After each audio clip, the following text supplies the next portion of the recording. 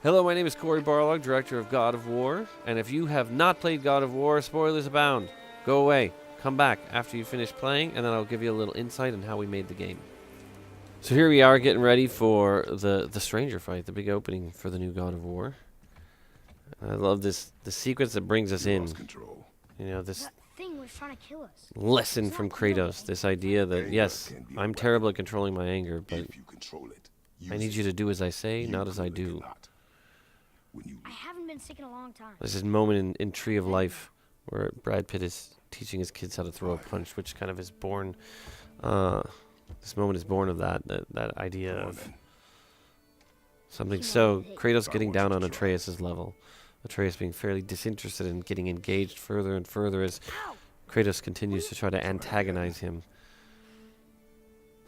And this really is to illustrate how crap of a father he is in the beginning, right? Like he is trying to give him a good lesson, but he's just really not that great at it.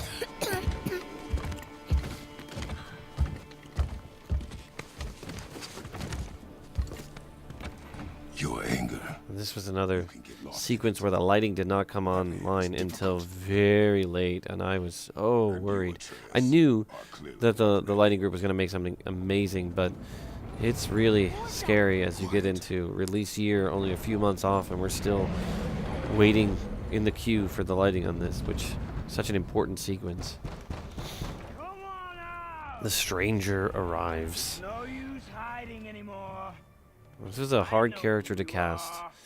We took a long time trying to find the right person for this, and I was looking everywhere, high and low, to find somebody that was going to come in and really make a choice, you know. And I was using the example in a lot of the auditions with everybody of saying, you know, I want something similar to the choice that Benicio del Toro made in Usual Suspects. That he came in and he said, I'm going to play this character, you know, that nobody can understand what he's saying. He speaks really fast, his accent's super thick, and you know, he's got a little bit of a slowness to him, and then, you know, just everyone struggles with trying to understand him. But I didn't want them to mimic, you know, Benicio. I wanted them to come up with something interesting. And Jeremy, you know, I had a phone call with him early on, and he kind of just gave me a bunch of ideas of what he was thinking immediately, and I knew right away. I was like, this is it. This is the right guy. I can't believe he's taking my phone calls. He is an incredible, incredible human. And what he brought was so much beyond what was on the page. It pushed us to actually go back and rewrite a lot of times just because his performance was so good.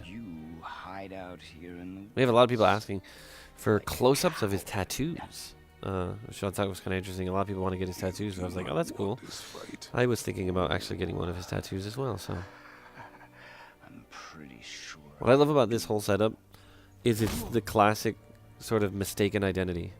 That Kratos is right to believe that it's all about him. Right? Obviously, they found him, and, you know, how did they find him? But the reality is nobody that plays this ever suspects anything differently. They take in the history of what God of War was and assume bad guy showing up, all about Kratos. Goes to show you that there's always something below the surface. I warned you. Finally. I really wanted him to get knocked way back, like, so you could see the power of Kratos, really see him belt him back, but the distance he would have to travel in the no-cut camera was so long that we ended up really making it more shallow, because it was just unrealistic. That he'd be walking for like 5 minutes. My turn. I love the expression on people's faces when they see this for the first time, when they've been unspoiled relatively, to see Kratos get knocked over the house. Like, it's such a great, that's the surprise and delight of what this whole opening boss fight was about. You know, we talked about, God of War, it's, you know, we have these huge opening moments to the fights. We have these gargantuan bosses at every game. We went bigger and bigger and bigger. We kind of got into this scale arms race with ourselves. And I said, we have to give ourselves permission on this one to not participate in the arms race anymore. We have to put a reset, you know, put a moratorium on it, and focus on circumventing the expectations of the player. That the opening level by this point, you're emotionally invested. You know, if we've done our job right, you're emotionally invested, so you kind of feel like you do want to make sure this guy doesn't get in the house, doesn't get to Atreus. But then as it escalates and escalates and escalates, you're sort of taken aback. Like, really? Is it still going? Like, the feedback we kept getting, and we were still looking for the right length. So this fight was probably 3 times as long, 2 or 3 times as long as it ended up in the final game. So many different stages that we had, and we just were picking, oh, that stage is not working anymore, we'll pull that out. And it's like figuring out the duration of time you spend in each of these stages. So the first stage, really kind of getting your feet wet, and then just having him toss you up in the air and end up on here. And when you got up here, there was the free control, so you would evade and you would punch him. But I was realizing, like, it's too early for that. We just need to get right to the point of, why are there 2 beds in there? Really start selling, like, okay, he kind of got mad, and then really lets it out. And people say, oh, there's no blood in this game. No. The blood happens when it's the most purposeful point for it to happen, because it feels far more like jarring. This fight, the blood that happens during this fight makes it feel so much more tactile and so much more real and a bit more shocking. But if you had blood the whole time leading up to this, it would just be, I really didn't want the button prompt to ever come up here. I wanted people to have to sit there, and Kratos was just kind of leaning against the log. But we found that people would just sit there for quite a long time before experimenting with the button. So if you sat there for a little bit, we would actually have the button prompt come up.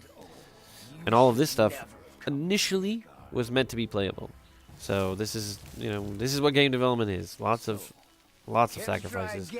That the fight was so long and we just took so long to do it, that this whole thing was supposed to be Kratos throwing the punches, you kind of like responding to the punches, but just ran out of time to be able to do all of the fail states for every one of these moments, that we had to start scaling everything back, tossing things overboard. And I think in the end it actually worked really good for the pacing.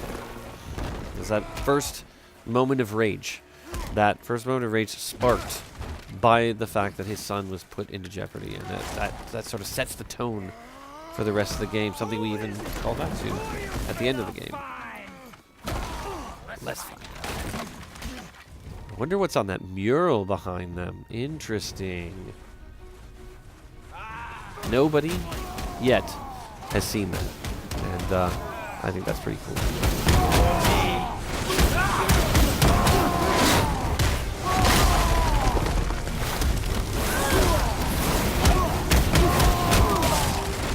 This that sort of first empowering moment of being in rage and just absolutely obliterating the stranger. Feels very good, but then you kind of get that sense that you don't get it forever. It runs out, and now you have to really focus on blocking and evading. So this whole fight is not only the setup for the journey of the game and to kind of introduce this character, but also really to stress evasion and blocking, especially at the proper time, so you're getting almost the parry. Super important in this game, and that you cannot survive this fight if you are not getting out of the way, if you are not blocking when he gets close to you. So we never ever miss an opportunity to help people understand how they need to be playing the game. Every step of the way is to introduce or reinforce these core mechanics so that we can introduce something after that. Because it takes several hours to really get you written into everything that we were trying to do in the game. I love this laugh. This again was going to be multiple punches that you could control, but cursed scope.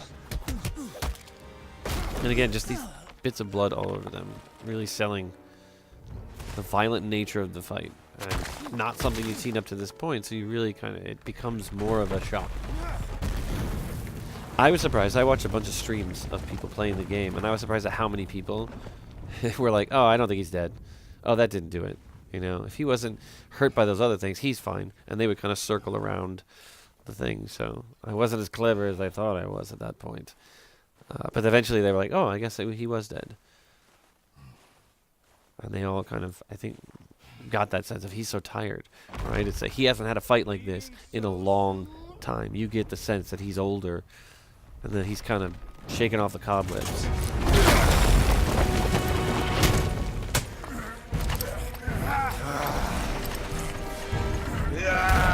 When Odin sent me here, I just This idea of they're going to be so strong, they're going to dig in so much that pressing against each other is going to split the ground, and every part of the level is going to fall off. I remember when I first talked to people about this, and there was just this idea of like, yeah, that's never going to happen. And, you know, everybody kind of made it bigger than I thought. Like, I suggested something, and I think they took it and went 1,000 steps further and just made it amazing. And our Breakables team is just astounding with the sheer volume. As I said, one of the big things about this fight is going to be the destruction of the environment. You're just going to break everything. You know, you're going to literally create a path out to go on your journey because you will split the earth open. You'll get knocked up in the air, get thrown down in the crevasse. Trees breaking everywhere, rocks shattering all over the place. This fight is pointless. Your struggle is pointless. It didn't have to be this way. So Kratos is just utterly covered in blood. This interesting. Everybody started their theorizing right here when he said, "I'm not like my brother." So watching people play, "Oh, not like my brother. I wonder who that is." His brother. Interestingly, nobody guessed correctly who he was. Several people were utterly convinced this was Loki, and that his brother was Thor. And I think that's partially because of, you know, just pop culture, you know, understanding of Norse mythology is we know who Thor is, we know who Loki is from Marvel. Baldur basically is just that guy who has a cape in that old RPG.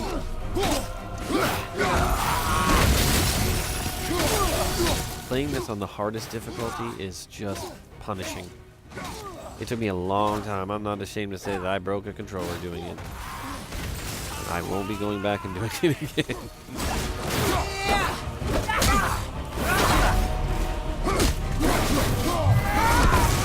I love how fast he moves. And even in this early phase, you can start to see that his tattoos are glowing a little bit blue. This is the early setup for something that will happen much later in the game when that becomes the indicator to the player of how they need to plan their strategy against it. The color of the tattoos actually being what is he invulnerable to. That snow technology is just amazing. This was shown to me really early on. Now several years ago, they had a test in a flat gray plain where they showed this snow tech, and I just lost it. I was like, this is amazing. We have to do this. Where else can we do this? And I just started. I went like so many steps further than they were prepared for. I think they were just like, check it out, look what we can do. They were like, whoa, whoa, whoa, whoa, whoa, whoa. I don't think we can put it everywhere in the game. This is we haven't even finished doing this yet. But I just kept pushing and pushing and pushing and saying, we just got to do this because it's amazing looking. This moment right here, when Kratos does the double leg lock, pull the legs back like this, it's such a weird, like very real moment that just makes this ending to the fight feel even more just real, very tactile, and a little bit, it's just shocking, you know? I'd hope that you, of everyone I'd faced, would finally... At one point, this L3-R3 interaction was going to be removed. It was Eric Williams who finally said, I'm done cutting all this stuff. No way. I will figure out how to make this happen. We've cut way too many interactive elements of this. And I was like, you are the greatest ever. Thank you. Because, you got to finish off the fight with some kind of specific interaction. And this idea of, look, he's so tired, right? This was really important to show that after that, it took everything out of him, right? And at one point in the script, you could hear Atreus kind of sobbing a little bit off in the distance, and that was the thing that brought him back to reality, and he kind of was following that sobbing. That would lure the player back to the house. But we found we just didn't need it, right? That we could put the player in this situation where he's just really injured, and then have this internal/external monologue, which helps you understand what's going on in his head. First time he says Faye's name. Faye, what do I do? Our son is not ready to carry your ashes to the top of the mountain.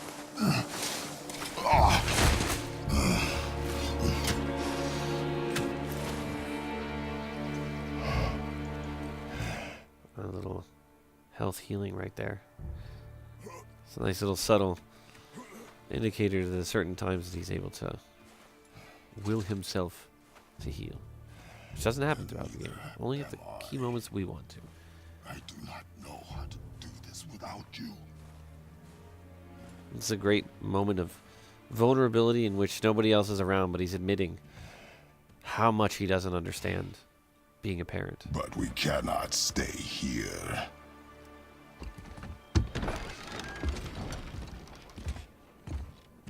And what we shot there and what we shot here were separated by 2 years. So you can see a slight difference in the gate because we had not connected everything back together, so everything was very separated. I thought... You're all right. I am all right. Come. Gather your things. We are leaving. Yep. Right there. I just showed everybody the Blades of Chaos. So, anybody who says they were spraying anything on them, it was right there. Showing everything, all in the beginning. Prove me wrong. Yes, sir. Huh. He doesn't think he heard him. Kratos thought he was being very sly by saying prove me wrong to himself, but nope. I just love this moment of being able to end that fight, come out of the house, and you see your ultimate goal off in the distance through the trees. You see the mountain right away. Like there's just a seamless connection to everything. You just finished the fight, you come out, we let you know you finished sort of the prologue of all of this, but you see the mountain off in the distance, and that's the first thing that they talk about. And now, the thing we were so scared of, we're like, well, no one's going to know that they have to go through this path right here. They're not going to get that they have to do that, but everybody, it just felt natural. Even though when it was in gray sheet, it felt ridiculous. So it's interesting how much art and the sense of place and really good lighting can all just kind of help sell something that without the context is perhaps a little bit ludicrous. I can acknowledge that. Did you kill him? And I love this moment. This is the first moment that he jumps on his back, and you know, watching people when they're streaming and have that like, oh, that's so cute, right? It becomes something you just do throughout the rest of the game. But I never realized how interesting of a moment it is the first time you experience it. Could have died. Never leave me alone again. All right? All right. So there you have it. A little look behind the curtain at the making of God of War. Thank you for watching.